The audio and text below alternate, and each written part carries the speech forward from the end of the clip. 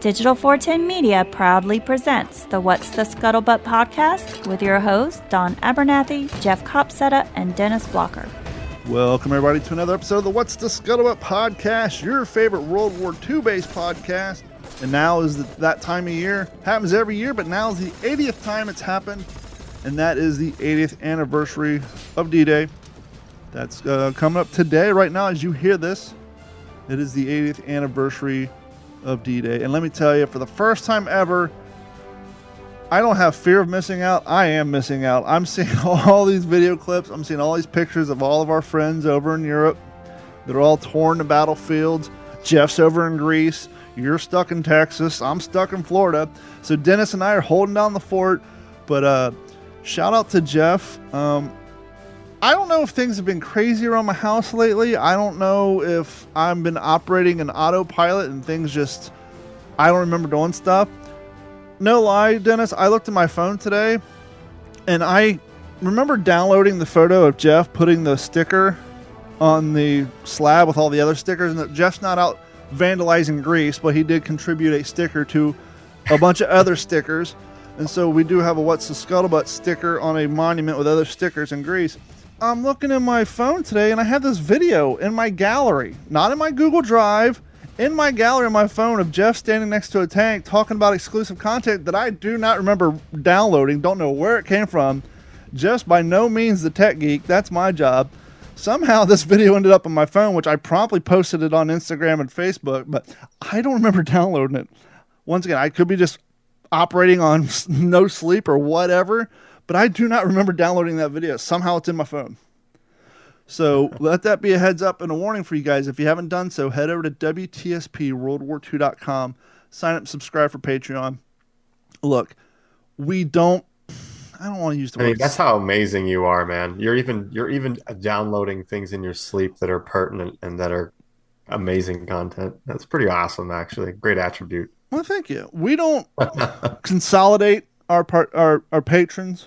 There's some pages that do. You pay $500 a month, which there are YouTube videos where people are asking people to pay. Tell me you grew up poor without telling me you grew up poor. Never in your wildest dream having the audacity to ask a Patreon member to pay you $500 a month. Yeah, no thanks. I'm not going to ask you guys to pay half my mortgage. Actually, not now that I had to refinance to get this water. But anyhow, yeah, I've seen YouTube channels where they're asking people to pay $500. Look, it don't matter if you pay the $1 a month, the $3.50 a month, or the $7.50 a month. You get access to the same quality stuff. And right now with the inflation, we get it if you want to do the $1 a month. The only difference between those three tiers is if you do sign up for the $7.50 a month, you do get a free t-shirt or an item of equivalent value off of our shop after the third month. Other than that, I don't say, well, you only pay $1 a month, you don't get to see this video. No. Regardless of how much you pay, you get access to exclusive content. And Jeff is recording content in Greece right now that we will not put up on our free YouTube channel. This is going to be content as our way to thank. And trust me, we owe you all some thanks because there was quite a while there we weren't staying up on the content on the Patreon just because we were trying to get the regular content out.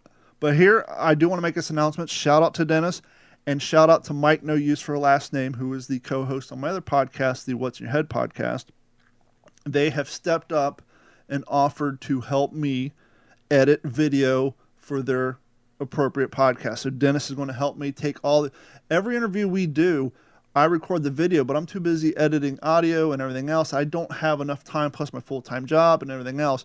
So Dennis is now going to help me with editing the What's in Your Head podcast. We're going to take these full 2-hour-long interviews, episodes, and we'll probably cut them into 3 or 4 15, 20-minute little segments, put them up on YouTube, not for the Patreon. We will make some more Patreon exclusive content out of that, but we will take a lot of it and put it up on YouTube to provide people a way to see what's going on in the studio. And plus, it's a way to try to entice people who don't know who we are, who might happen to see one of these clips on YouTube, to come join us and download our podcast. But thanks to Mike, thanks to Dennis, they're helping increase production here at Digital 410 Media. So shout out to you guys. That's been help I've been looking for 5 years. So shout out to you guys. But yeah, head over to Patreon, sign up and subscribe. It's $1 a month. But how about you, fella? Are you seeing these videos of like, you got the Band of Brothers cast, they're out there jumping with one group. You got Round Canopy Jump Team. We got our friends, over at We Have Ways podcast. They're doing cool stuff. We have all these different World War II podcasts they're just better. Well, to be fair, We Have Ways lives over there, so it's not like they had to book a, transatlantic flight to get over there. But still, it's like, this is, for what we do, this is our 50th Super Bowl, if you will. This is our mega one, and we're in the rear of the gear. Are you feeling that way right now, or is it just me? Oh yeah, absolutely. Yeah. No, I don't even like looking at that content because I get super jealous, and it's a superhuman emotion that is, um, yeah. And my great grandpa is buried in Henri Chapelle there in Belgium, and so I've got places I could stay. I've got Belgian friends, Dutch friends, who I'm in contact with every week, and the Mears family, Robbie and Frankie, they're the ones that Robbie adopted my great grandpa's grave, Frank Sobin. He was in the 30th Infantry. He's buried in Henri Chapelle. So, and then Arlen Adams is, I believe, Dutch. He's got a World War II Jeep he's restored, and he puts all these amazing content over there. And he just all about the infantry, and they're just so excited. All these folks are coming out there. And I know that if I went, I would have had this amazing opportunities. But, sometimes you just got to say, maybe an off year is better.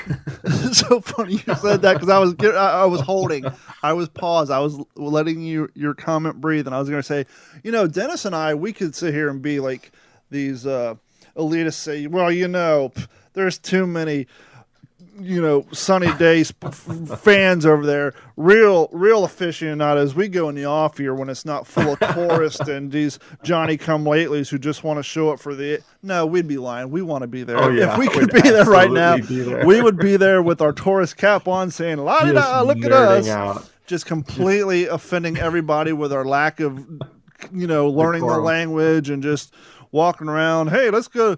It would be the equivalent of going to Italy and then asking for do you know what a cappuccino is? But yeah.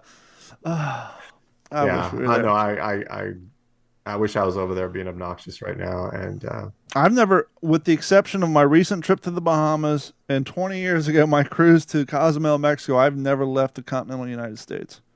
Oh, wow. So I've never even left our hemisphere at this point. Yeah. I was pretty lucky military kid. I got to live in Iceland and Guam, but I don't remember Guam, but Iceland was awesome. I do work remote. I do work with 3 remote employees now, all of them in the Philippines, but they're not in the good island, meaning the island where the war broke out. They're further down south, but yeah, it would be nice to get them to get me some cool content from down there, but. Well, Jeff had a great opportunity, didn't he, to go and hang out with the Band of Brothers guys and Scott Gibson, I think. Mm-hmm. And he always gets to do the cool stuff. I guess maybe because it's centrally located, all the things he knows.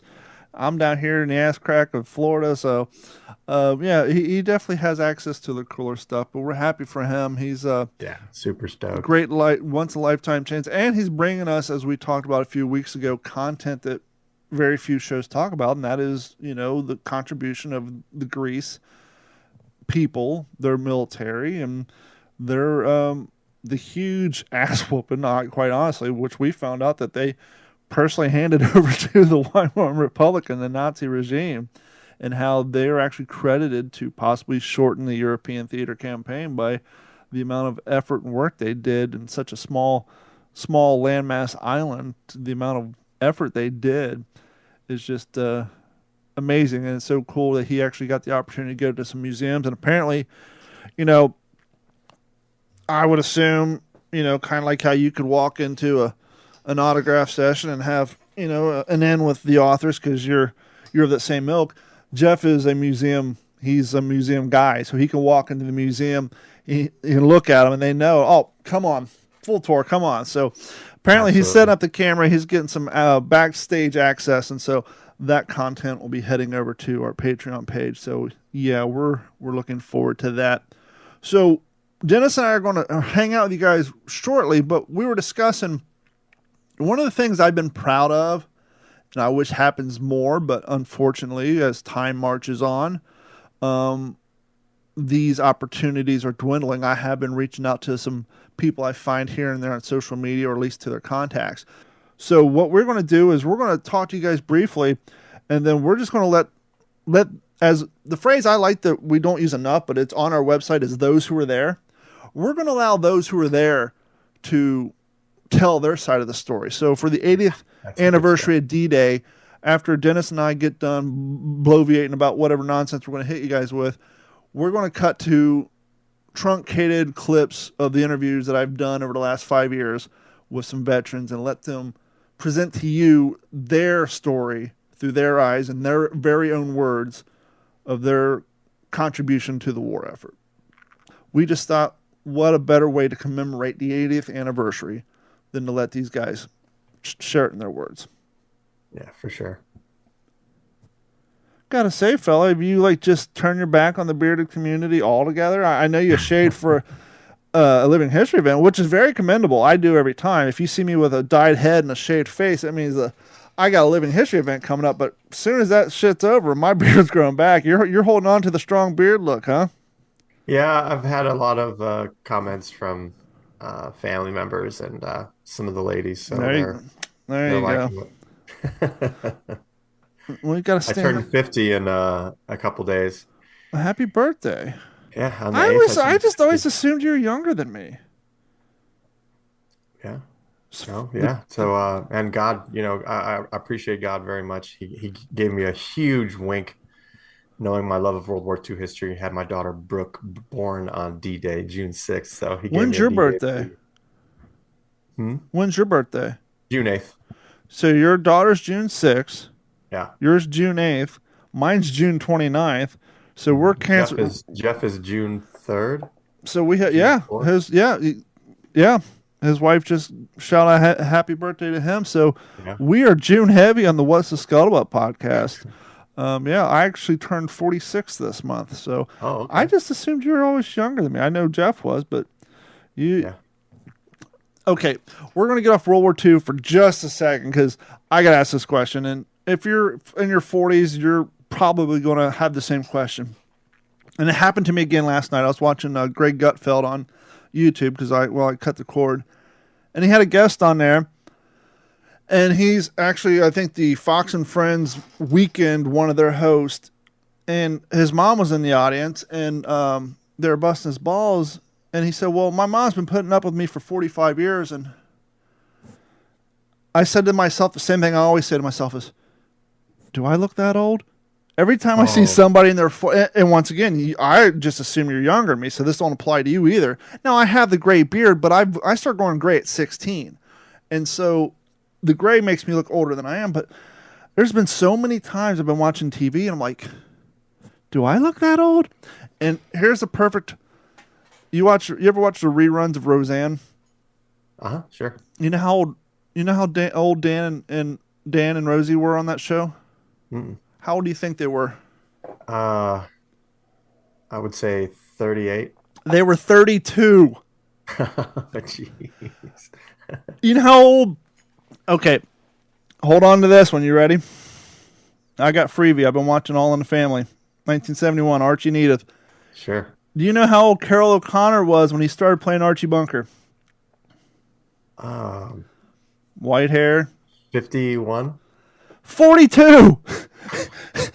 Carroll O'Connor, Archie Bunker, the crotchety old man who yells at Meathead, is younger than me. If you go and obviously the old one, the one from the 80s, Cocoon, the guy who diabetes, and he used to do the oatmeal commercials. You know how old he was when he did Cocoon? The movie about the senior citizens who become spry after swimming with alien eggs. They were all ready to die in the retirement home. He was 55 in that movie. So once again, I ask you, do I look that old? No, I do that all the time. Yeah. I can't believe it. I'm like, man. I was watching a TikTok a few years back, and this woman she showed a picture that she found from time was either Time or Life magazine from like 1956. And she was showing these women, these wives, who were all in their 40s. And no, I think they're like 38, maybe 40. And she was like 45. And she was talking about how much older she's like, every one of these ladies looks 60. What was going on in 1950? I'm like, they're all 38 in 1950. That means they grew up during the Great Depression, and they saw their brothers, their husbands, their boyfriends, their fathers, their cousins, all the boys in their towns go off to war and die. They didn't have all the preservatives in their food. They didn't have plastic surgery. That's called hard living and stress. That's why they all look 60 when they're in their 40s. Yeah, for sure. It's like, and we take it all for granted. But yeah, I just like, I don't look that old, do I? No, we don't. Happy birthday to you, Jeff. Happy birthday to you coming up. Happy birthday to your daughter. And happy birthday to myself. And then my daughter was born on July 3rd. So her birthday's coming up. And then Carrie's is coming up in August. But before we get to the past interviews, you got anything you want to talk about or briefly discuss before we move on? Yeah, I was flipping around YouTube today, just kind of checking out the D-Day stuff. And there were some young guys that were playing a video game called Hell Let Loose. It's a open world video game, and there's 100 players, so it's 50 on 50. And technology has advanced to the point where you can actually do that now, and you can go in real time, and it's pretty significant, pretty awesome. Is that the game that? Let me back up. My brother and I were both really huge Battlefield fans. I played Call of Duty back in the day, but as Call of Duty got more into like Fortnite realm, I've always played Battlefield too, but as the name implied, Battlefield was more realistic as far as realistic as a game could get. The gun sounds were more realistic. The fact that, it actually had Kentucky windage and all that. But I always told my brother, I said, it would be sweet. It would be cool if they made a game like Battlefield. But when you come on, much like a real war, you have side A versus side B. Side B may be holding down. Side A has areas they need to get to on this huge Grand Theft Auto size map or bigger. And your jump off date may have been in real time on June 1st. And it's September, and that same battle is going on because people haven't progressed across the map. It's like a real life battle where it's not, okay, this is done in 20 minutes where we restart. No, it's like, but I think there is a game now, and this may be the one you're talking about, that where they're trying to do that now. It's a battle in real time, meaning there's no time limit. It goes until either Team A is completely decimated and all the people either dropped off the server or just completely wiped out, or until their objective is acquired. Yeah, I mean, that's pretty cool. I think it's a pretty awesome concept. It'd be great for the players. I don't know if it'd be really worth watching. I know, but I think that game you were discussing may be the one that I heard is trying to achieve that sort of level of. I can see them doing it because they definitely have the mechanics and they've got the software down. It's an absolutely beautiful game. And what struck me today, because they were attacking all across Omaha Beach and they were taking the towns and beyond it. But the view that I had was called God View, and if I know that folks aren't really familiar with that, that Don, you are, and all that gamers, but it allows you to look at things from a bird's eye view, and you get to see both sides. You get to see where the Germans are moving, and you get to see where the Americans are moving, and then you can even, if there's something going on at a crossroads, you can zoom in, look around, you can peek around the corners, you can see what their viewpoint is and why isn't that guy firing at this machine gun nest? And then you get down to his viewpoint and you can see, oh, well, he can't see them because there's a bush and there's a cart in his way. He can't see them. To clarify that for people listening at home who haven't played video games, I think a more authentic terminology for nowadays, and now keep in mind, when you're watching God mode, you're not participating, you're literally spectating. Right. I think a more appropriate phrase would be drone mode, because you can move around the map as if you're watching from a drone, because you're just spectating. It's literally a camera that you can fly around, and as Dennis said, you can go into. They don't know you're there. Yeah, well, I'm just saying, for people trying to imagine what God mode is, just imagine a virtual, imaginary drone that just wherever you want it to go. or XFL started it, but the NFL has it now. They got their cameras on the zip line that flies over the field. Same thing. Sure. So that's what the God mode allows you to do.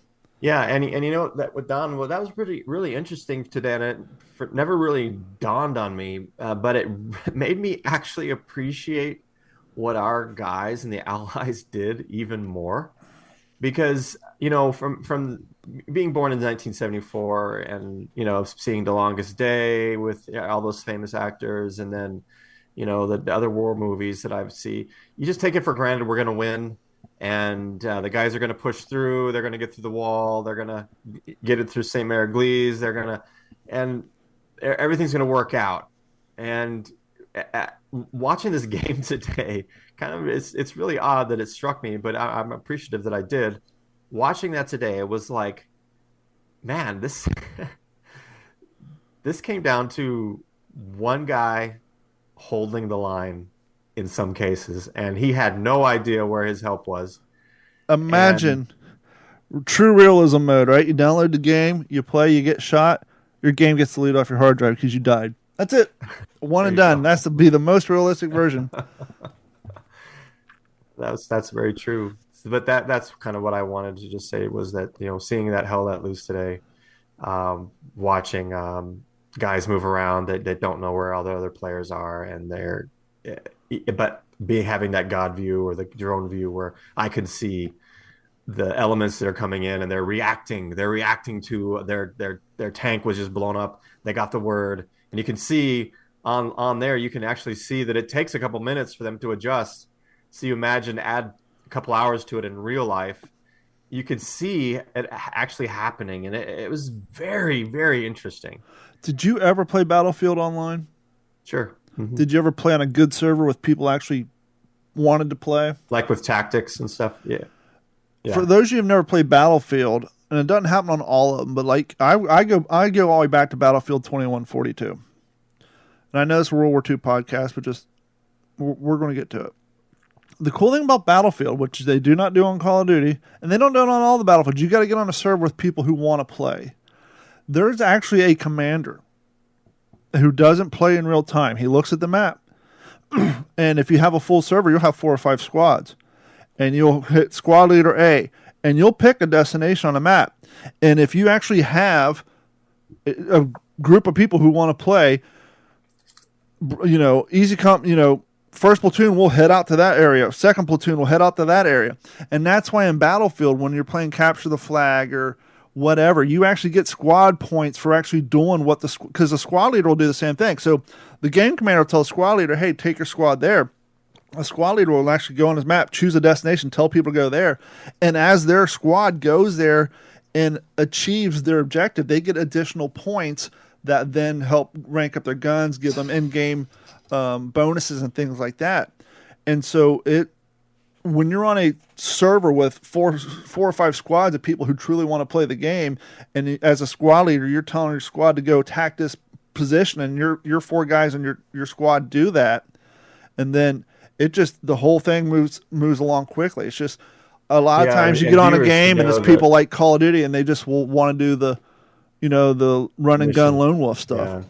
Yeah, and the viewers should know that in that situation you're talking about, that mode, the commander can't see the enemies what they're doing on his map. So if they're relying on the feedback, which is real life. He's going to be relying on the feedback. Hey, there's very little resistance that we met over here. We've accomplished it.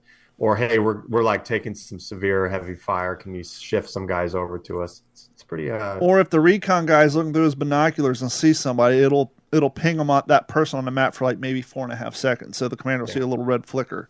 But yeah, going back to World at War, me, Carrie, Slim, Nikki Pix, and Ibu, we used to play all the time. I used to play so much I gained like 40 pounds. We would play for hours. We had a 42 game win streak. Wow. And kids nowadays won't be able to handle it because we had those maps locked down, and we did true, I'm putting quotes, it's game, I was never in the military, but compared to what they do in Call of Duty, we did true quote-unquote battle tactics where we set up a perimeter. We had a front line. We had guys in the back, and we would quote unquote camp. That's how we would win. Instead of running and gunning and doing these quick sniper shots and using a sniper like it's a 1930, 1872 Winchester, we had actually used the guns as they were meant to be. You had your M1 Garands, you had your your Ma Deuces. We would set up a line of perimeter, and these people would come through, and we would just decimate them because we were doing, and people, you guys are campers. I'm like, show me one field manual that suggests you just run around crazily and shoot from the hip. It doesn't exist.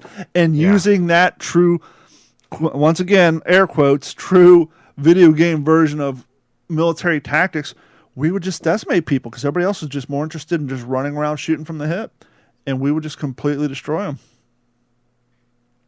Yeah, I was never any good at that game, and which is why I spectate, but I don't have a quick enough response. And it's just so demoralizing being killed by guys that heckle you with these prepubescent voices. Haven't even hit puberty yet. And they're talking about whacking you. Yeah, we would affectionately refer to those as squeakers. The squeakers. I haven't played an online game in so long. Just watch, but and getting back to that Hell Let Loose game, as a writer, you always want to look at things from different viewpoints, and but how cool is it that young guys, it's a way that are even thinking about Omaha Beach, and they want to participate. 80 years later, they want to participate. They want to be a part of it.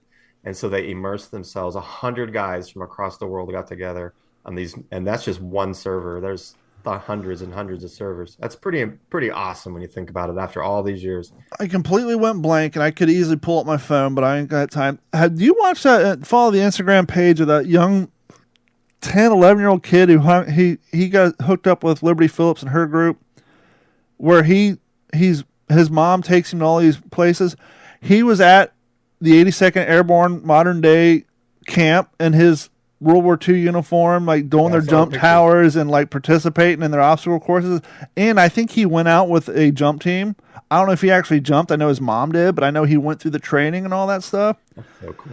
I'm so jealous of that kid. I know. I think he may be over in Normandy too right now. Little punk. Yeah. I know his mom listens too, but yeah, I see his videos. I'm like, this kid is so thankful that those kids have that hunger and that thirst for knowledge and just that love for the history that we do. That's just so encouraging to see. And man, I'm so proud of them out there doing it, getting it done, getting after it. It's awesome. Absolutely. It's did you see the video of that one kid who was trying to be sponsored for Operation Meatball, and he was hiding behind the leaf stack, and he comes running around in his 82nd Airborne Division uniform, and he's got the helmet and the weapon and this and that, and it just like oddly cuts to him talking into the camera, and he's got this lisp, and I think it's probably the same kid. I don't know. I can't remember his name. The best ever. Like, I just love him so much. Speaking of which, I need to check my eBay status because I got Masters of the Air Blu-ray on its way. So, oh my gosh. So we can finally talk about it on the show. I know we're behind the curve here, but Jeff pointed out to me, and we talked about it, and I went on, and it's supposed to be the region free, so I'm not supposed to be getting smacked with any, like, oh, you don't have the codex, and it's a legitimate, not bootleg Craig, anything like that. Masters of the Air, it's shipped on June 1st. I don't know where it's coming from. Man, I can't wait to be able to talk to you about it. So I'll let you guys know before you go drop the money. $21.29. Think about that for a second, you guys. $21.29 for a. Pretty good. I remember spending almost $100 for freaking Band of Brothers when it came out in a gift set and all that. Blu-ray, not even 1080p. Yeah. Blu-ray box set. The show has only not even been out for a year yet. And as Dennis said, I remember when I worked at the radio station and Haney got me both the Pacific and Band of Brothers for my birthday. Those damn shows of Band of Brothers had already been out for like 18 years. And Pacific had already been out for $5. And they were still retailing for $90. Yeah. And it's not $90 because it comes with a full double, page Giant hand grenade. autographed, double glossy photos of behind. No, it's just Posters. 4 DVDs in a metal tin, $100. The fact that we're getting Masters of the Air for $21.99 is insane. So it should be here soon, hopefully. It's shipped yeah. Arrives June 13th, so I should have it here next week. So it may be coming from across seas, taking 2 weeks, but Oh my! They do take returns, and it says region free. So I'm not anticipating, and I just going to pop it in my Xbox. Region 1, actually. Well, these are region free, meaning there's no there's no region. It's I thought you said 3. I was no like, region free. So, but yeah, so I'll let you guys know, and if it's on the up and up and the quality's good, and this isn't like hopefully it's not Mystery Science Theater. I was going to say the same thing. It's not some guy like recording off his TV and you can see his wife walking to the bathroom 3 times. Oh, those were the days, man. LimeWire, BearShare, Morpheus, downloading bootleg Craig movies. I'm going to say this. I'm going to say it right now. I was saying up to a year ago, my computer that I record the same podcast with up to a year and a half ago, I was running Windows 7, but it was the 32-bit. But that Windows 7 started out its days as Windows Millennium back in 1999. I kept upgrading my systems because I'm an IT guy, and then I would take it, photocopy it to a larger hard drive, put a new motherboard, do what's called a repair install. But I literally had the same original instance on my computer running from the 90s, late 90s, 2000s. Still had programs. Prior to me getting that box set, my band, when I moved to California, because I left Ohio in 2001, my viewing experience of Band of Brothers for the first 15 years were bootleg downloaded versions of BearShare. It wasn't until 2018 that Annie got me the box set. So I think I saw like the first 4 episodes on HBO of my roommates, and then I moved to California. I just downloaded the rest of them. So for years I've been watching the bootleg version, but I finally have official box set version of it, and so excited I'll finally get to see Masters of the Air. But we want to thank you guys so much for your continued support over the years. Thank you guys so much from me, Dennis, and Jeff. Happy birthday to all of us, and thoughts and prayers to the family members and all those who are still alive, who are impacted by World War II, which us Americans were not that greatly impacted, but as I'm sure Jeff will attest to when it comes even from Greece, when you're living over on that side of the planet, living in towns and communities that old, there's still scars and there's still memories from people who were 4 years old at the time, people who were 18 at the time, to just the fact that you walk out your apartment building and see bullet pocks still in the old plaster that were never replaced. So people are still impacted, and to that point, people over there are definitely more grateful and reminiscent of the war and the impact that it had on their society and their community. Soldiers, sailors, and airmen of the Allied Expeditionary Force, you are about to embark upon the great crusade toward which we have striven these many months. The eyes of the world are upon you. The hopes and prayers of liberty-loving people everywhere march with you. In company with our brave allies and brothers in arms on other fronts, you will bring about the destruction of the German war machine, the elimination of Nazi tyranny over the oppressed peoples of Europe, and security for ourselves in a free world. Your task will not be an easy one. Your enemy is well-trained, well-equipped, and battle-hardened. He will fight savagely. But this is the year 1944. Much has happened since the Nazi triumphs of 1940-41. The United Nations have inflicted upon the Germans great defeats in open battle, man to man. Our air offensive has seriously reduced their strength in the air and their capacity to wage war on the ground.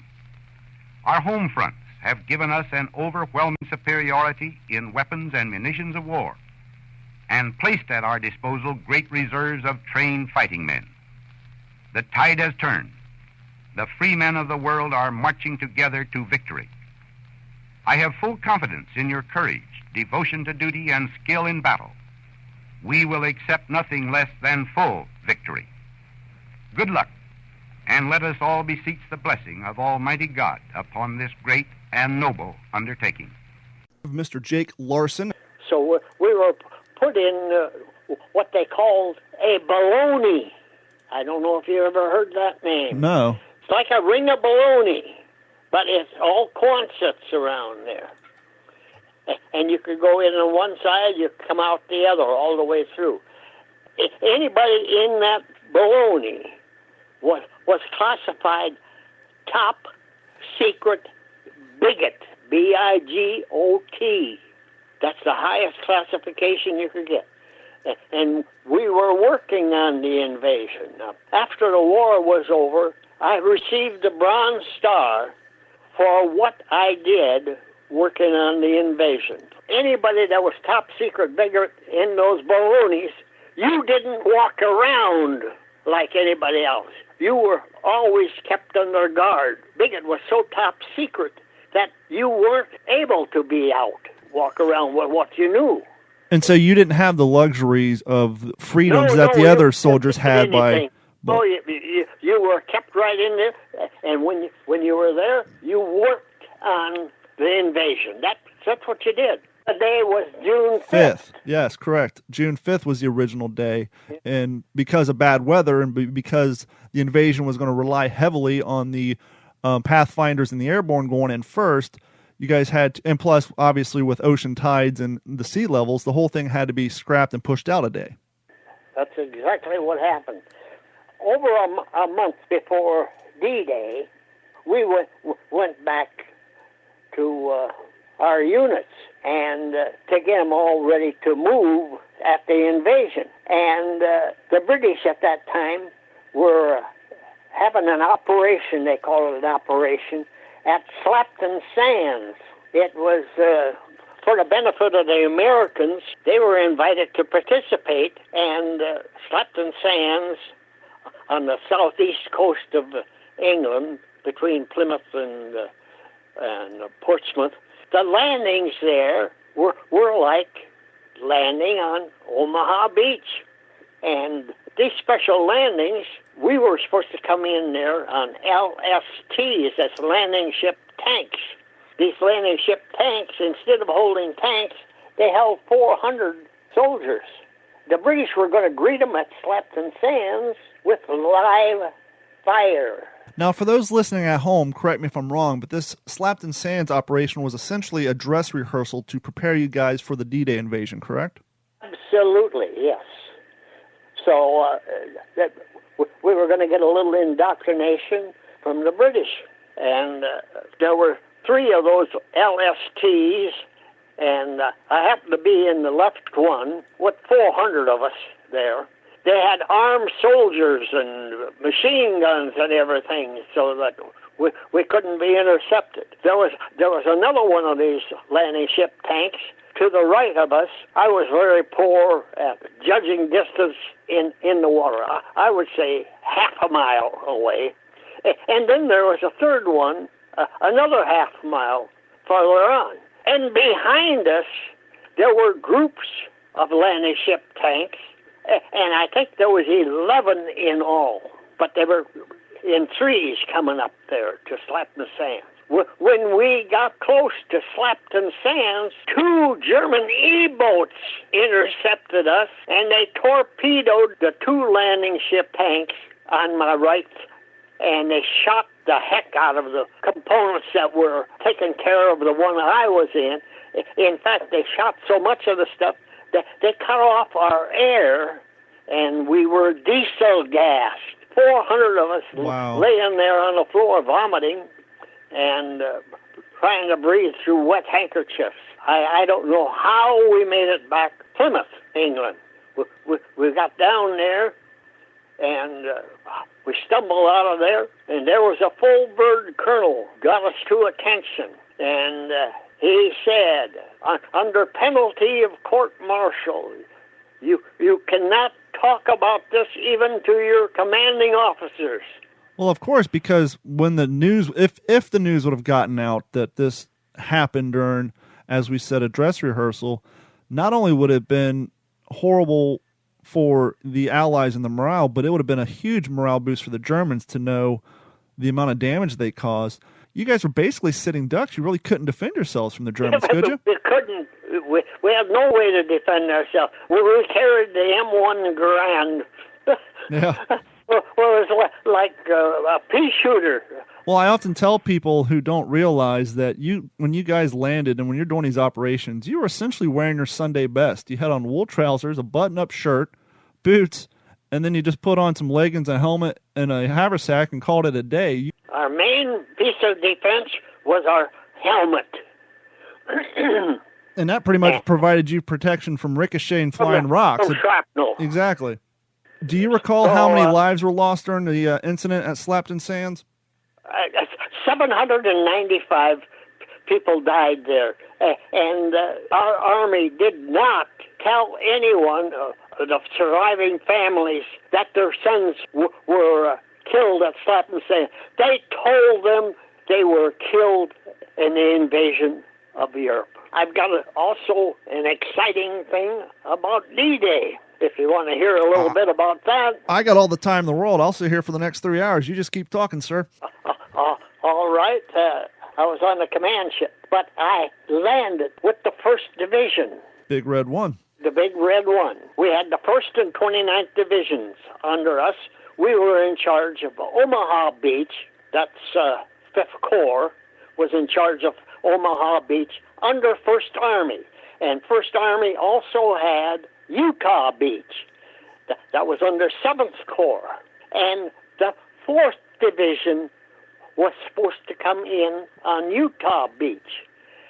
Now, I didn't know this particular until years after that Slapton Sands incident was brought up. But 400 of the ones that were sunk were from postal land on Utah Beach. So they had to get another division in there. I don't know today what that division was. And those were guys that landed on Omaha Beach without any warning. That fast. Wow. What wave did you go in on? The waves were all screwed up because Omaha Beach, they could not take any more onto the beach because the Germans were defending it so much. We just went around in circles out there. It seemed like forever. Now, that's a very good point. I want to pause right there real quick. 2 things for the listeners at home who aren't up to speed on D-Day. One, part of the battle planning was that the Air Force was going to go in and bomb the beaches, thus making deep craters to provide giant foxholes for you guys to hide from the machine guns. That didn't happen. Most of the pilots were new and they missed the beach, and so you guys didn't have the craters to rely on. But more importantly, you just said you were out there circling for hours and hours. Could you, for those listening at home, imagine, you got your helmet on, you got your 8-pound M1 Garand, you got ammo, you got your belongings in your musette bag or your haversack on your back. Oh, wait, it was our backpack. 75 pounds we carried. 30 of us in those LSTs. And so 30 of you are riding around for hours, cramped, can't move, got all this weight on you, and then finally the time comes and they expect you to be able to get up and run through deep water. It was a flat-bottom boat. It was rough seas. Some of the guys were vomiting, seasick, and there's another blessing I've got. I don't get seasick. And but I got pretty upset. Sure. When you see others vomiting. Those ramps, when they get wet, were super slick. And so not only have you been sitting there, now you're getting fired upon. You're supposed to get down this ramp in an orderly fashion, carrying all this heavy weight and not slip, fall into the water. We didn't have any problem there. When we got off, the ramp was so down, we landed in water that came up to our chins. The guy didn't put us in close enough. But did you have to inflate your invasion belt? We had no invasion belt. Wow. I had no invasion belt. None of us had invasion belts. Our helmet was upside down, and air in the top of that helmet held us up, I think. Now, when we got on that landing ship, I was the first one in there. Came down that rope ladder, and the water was coming up 3-4 feet, and then down, and then up and down, and that landing craft was coming like that. So getting on it was just about a impossible thing, but we did. I was at the last end there, right by the Navy pilot. So when they came off, I was the last guy out. And when we started in line walking toward the beach, one thing came to our minds, that Germans had over 1 million landmines set in that beach. And there were other lines coming from other ships coming in. And every once in a while, you'd see a spurt of water shoot up from some guy stepping on a landmine. I made sure that I was walking in the steps of the people in front of me. And when we got to where the water was hardly any there, and I could step out, I found a little burl, 6-8 inches, like sandstone, but it didn't shoot up against the German machine gun fire that was shooting at me from two sides. They were shooting from the left and from the right. These German machine guns, these were shooting 12,000 rounds a minute, like a buzzsaw. Sure. They were shooting in front of me, and man, I was kind of nervous then. I was smoking cigarettes then, yeah. And I had a waterproof cigarette holder, and I reached in and got out a cigarette. Dang, I reached in again, my matches were wet. Oh, man. Not 3 feet behind me, there was another soldier. So I turned around and says, "Hey, buddy, have you got a match?" I got no answer. I turned around and looked again. There was no head under the helmet. And to this day, I thank the spirit of that boy for me getting up and running. I came in must have came in at the time where they were reloading their machine guns, and I ran, and then they started to shooting at me. And part of the way there, I looked up and I said, "God, what the hell am I doing here? I can't see anybody to shoot at, and they can shoot at me." But I made it to the cliff. I made it, and I thank God to this day for guidance from the soul of that soldier. Lost his head down there, back there. How old were you? I was a 21-year-old buck sergeant. We finally made it up that place where we were going to go up was filled with barbed wire and stuff, and we couldn't get in there and crawl up that damn cliff. And so they got some Bangalore torpedoes, and they started putting those together, and the Germans killed at least two of the guys that were pushing them together. They finally got a charge up through that debris there and landed up, and that cleared the spot so we could make it up there. And as quick as we made it up there, the Germans cleared out. They cleared out. If you get behind those fortifications, they have no protection. Their whole thing is the protection from the front. So they just cleared out. They didn't have any reinforcements because of the operation we did with Patton and the Ghost Army. They had nobody gardening back there. Because Hitler sent all their tanks and most of their equipment up north because of what the French resistance did and the false information that was given out. The Germans thought the landing was going to be farther up north. So we got the command post set up, the G3 command post, and it was about 7 o'clock at that time, 7 o'clock in the evening. And Corporal Madison Rich and I were digging our foxholes in the sand, and I found a new litter that hadn't been used, just laying there. So I dug my foxhole a little bit larger so I could set that down in there. I planned to have my sleeping bag on top of that so I wouldn't be in the damp sand. Sure.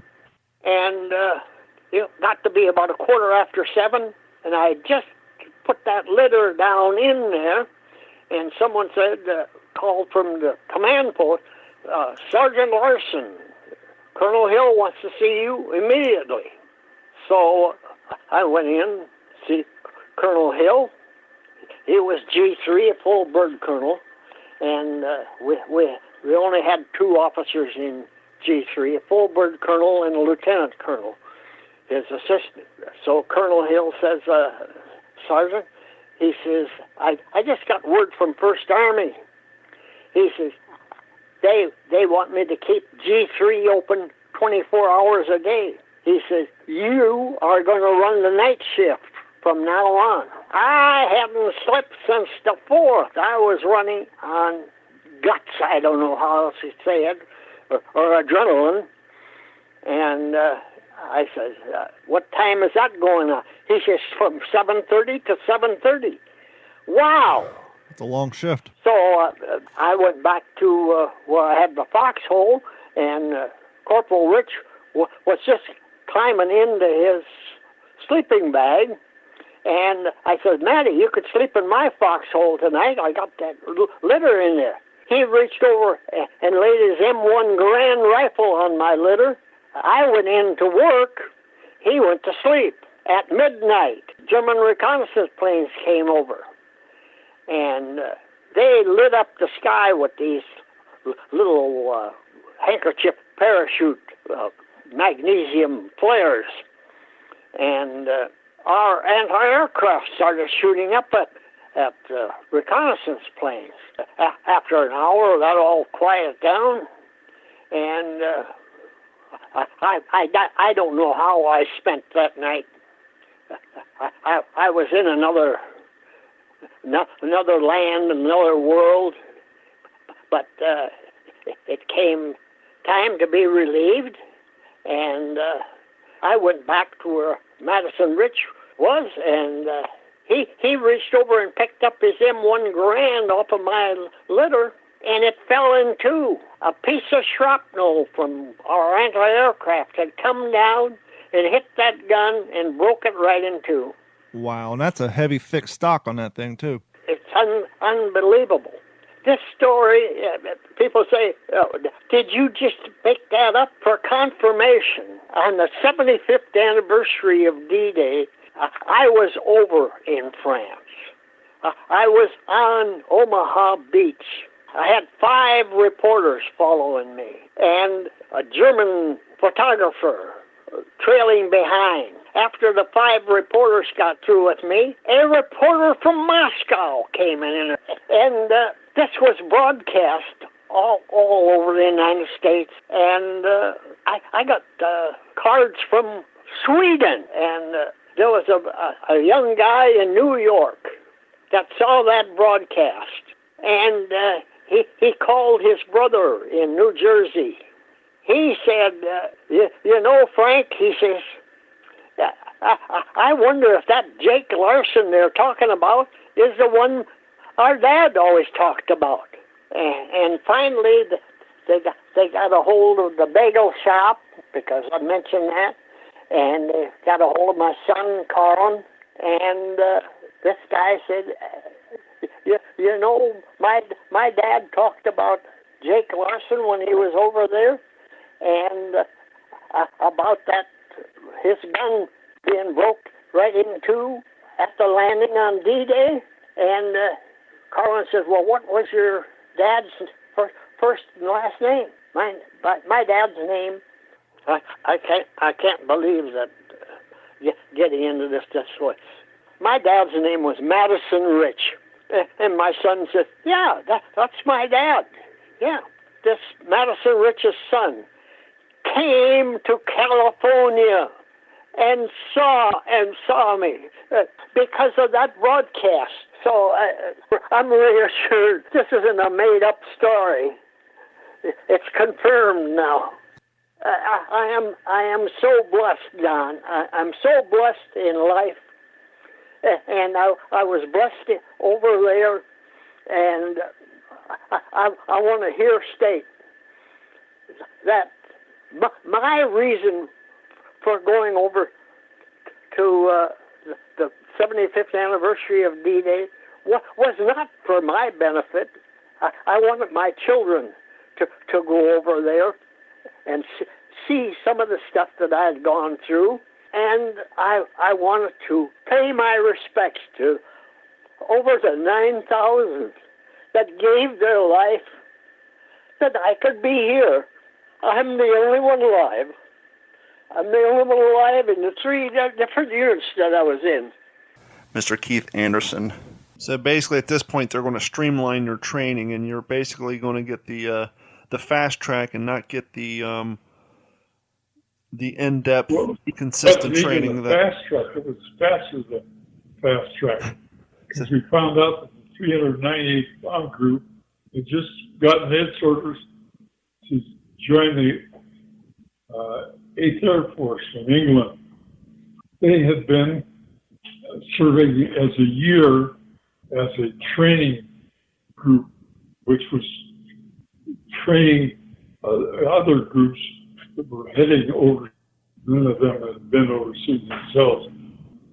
All of a sudden, a replacement vehicle and any training in a tactical airplane, I was being sent right to a bomb group as on its way overseas, and quite an acceleration.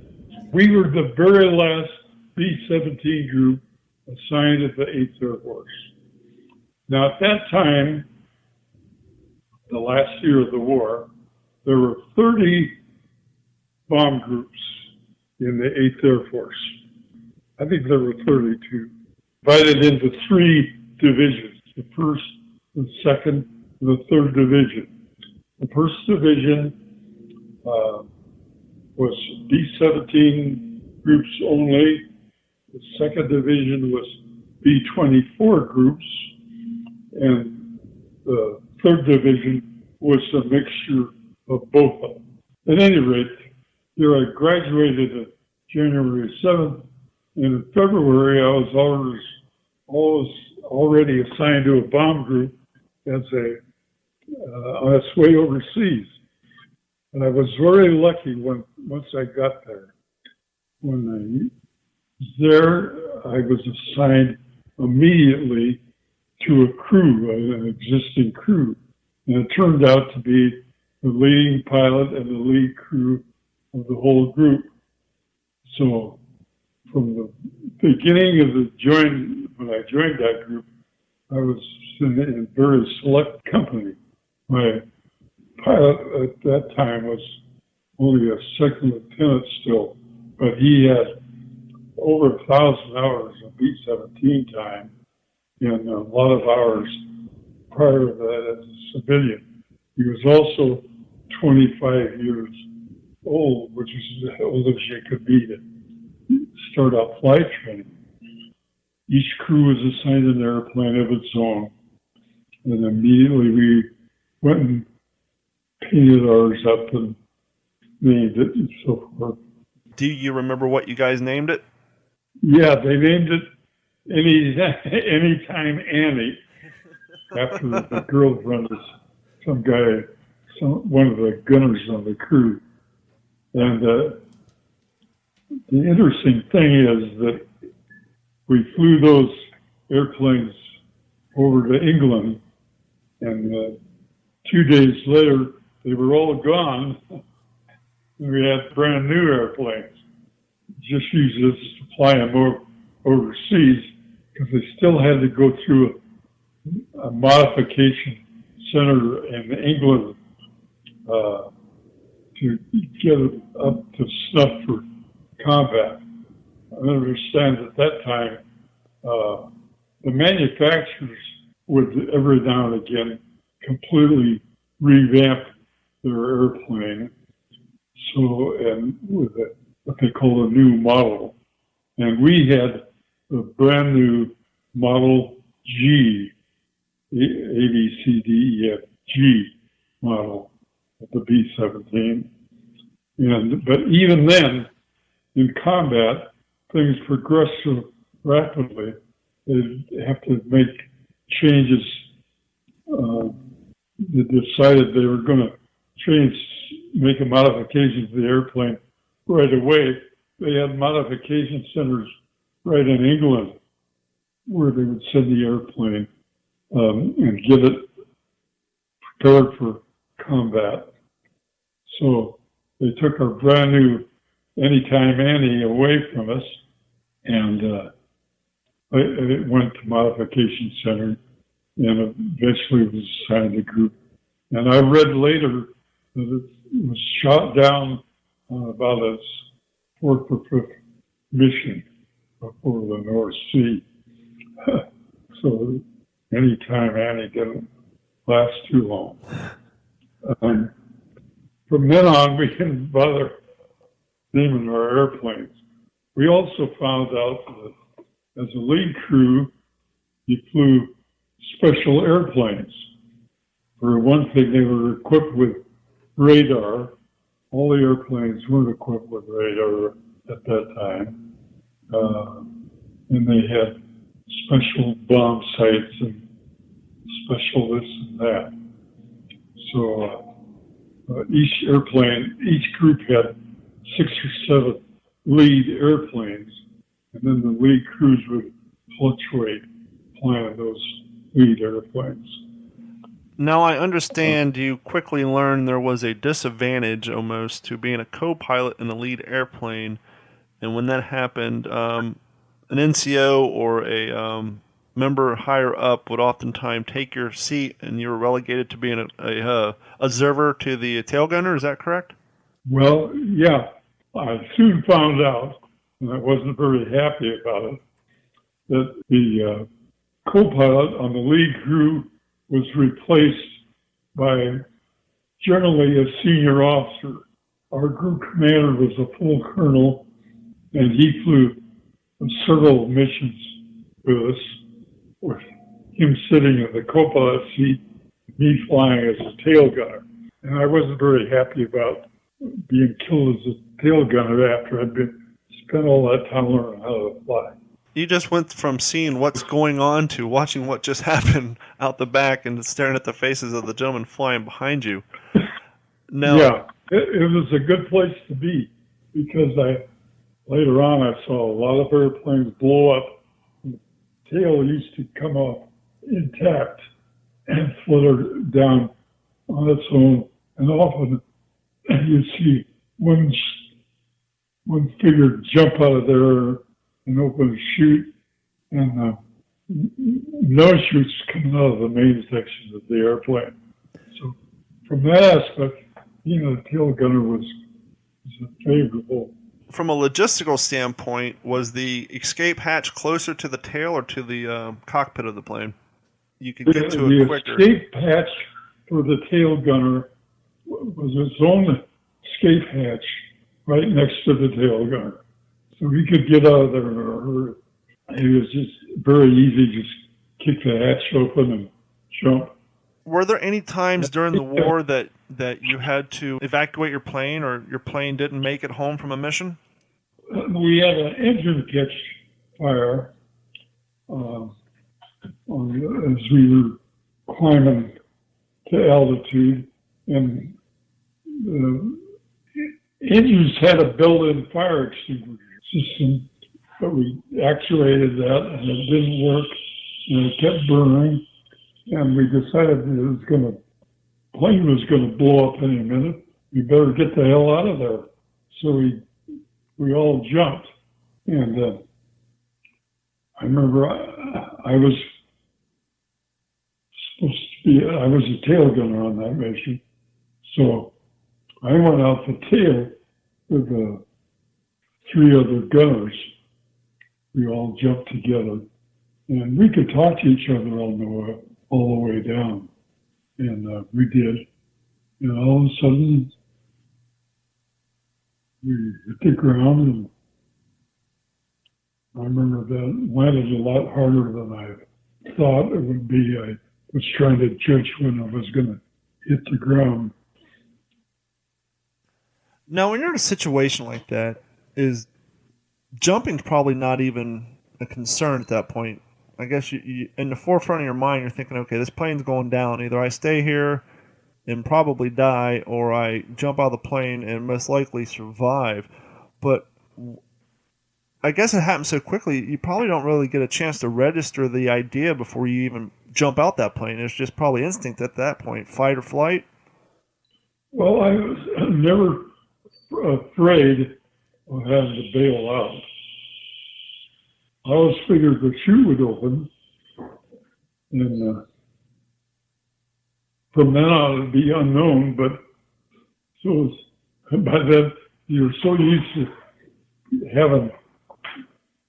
getting shot at or getting killed in multiple ways that you're not too selective.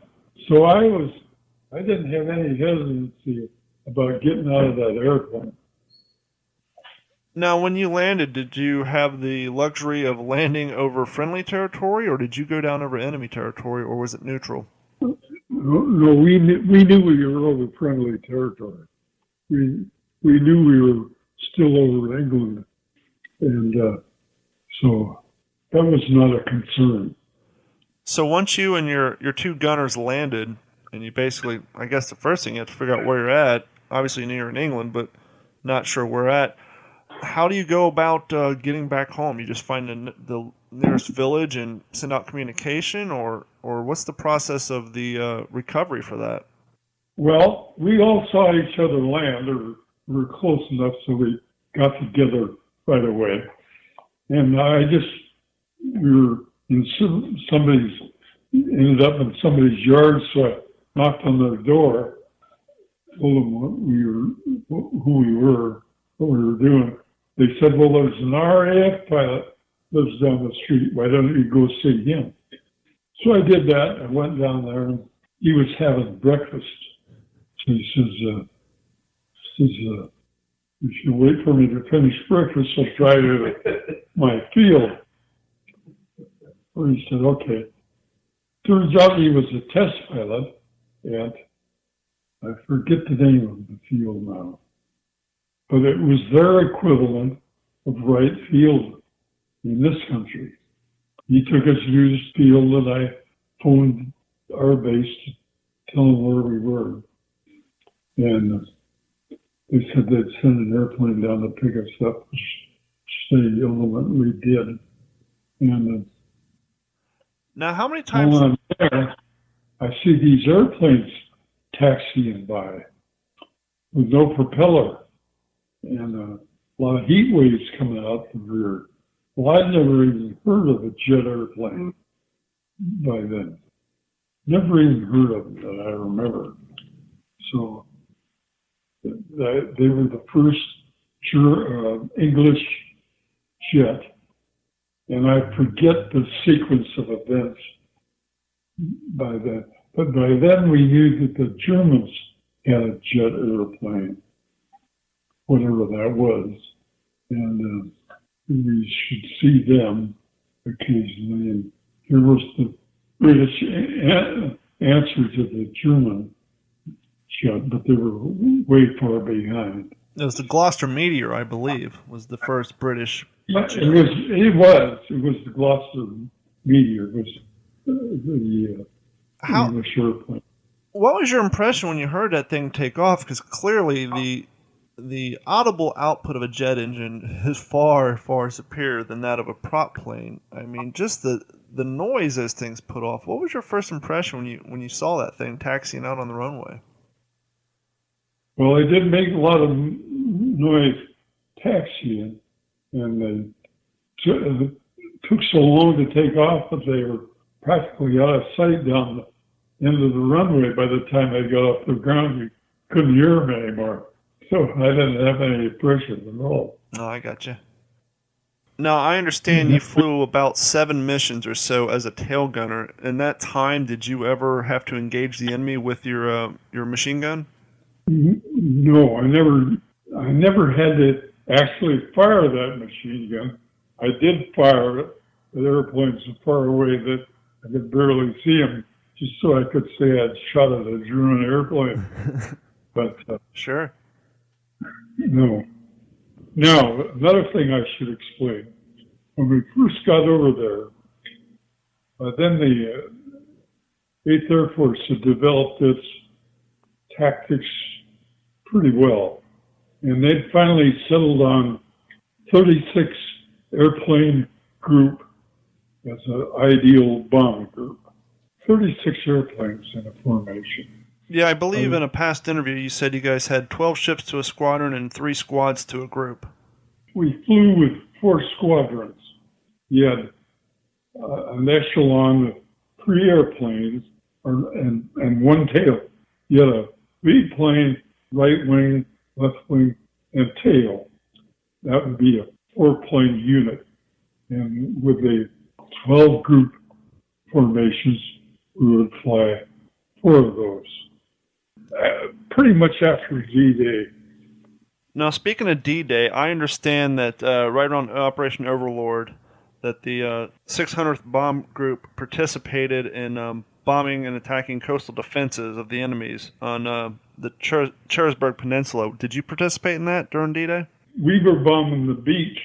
We carried 100-pound bombs that day, and they were designed not to blow up things as much as to create foxholes for the infantry to have something to jump into. Yeah, that's what a lot of people don't realize. Part of the strategic planning for the D-Day invasion was to have you guys lay bombs onto the beach to create craters, as you just said, to allow the gentlemen to get below the surface line to take cover from the enemy machine gun fire. That was our function of our group. Now, different groups had different functions. Sure. Now, on D-Day, we flew just 6 ship formations. That was the only time I ever flew in a 6-ship bombing mission. Was the flak fire real bad on that day, or were they pretty much caught off guard?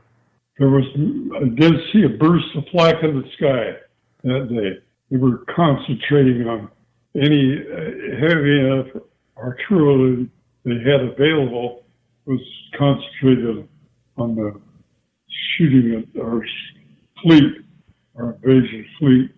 We were just a nuisance as far as they were concerned. Now, D-Day. Now, speaking of flak, the first time you experienced flak, what can you compare it to? I mean, probably very little. I mean, is it like, obviously you have shrapnel penetrating your plane, but when those bursts go off, do they create blast waves that create turbulence, or is it just simply the shrapnel penetrating your plane? An 88 shell would blow a plane apart. They had 88, 90, and 155, I think. So even an 88 shell could do more than just create the fragments, the shell fragments. It would just blow a whole airplane apart, or blow the nose off, blow the whole airplane up. Flak did a lot of different things.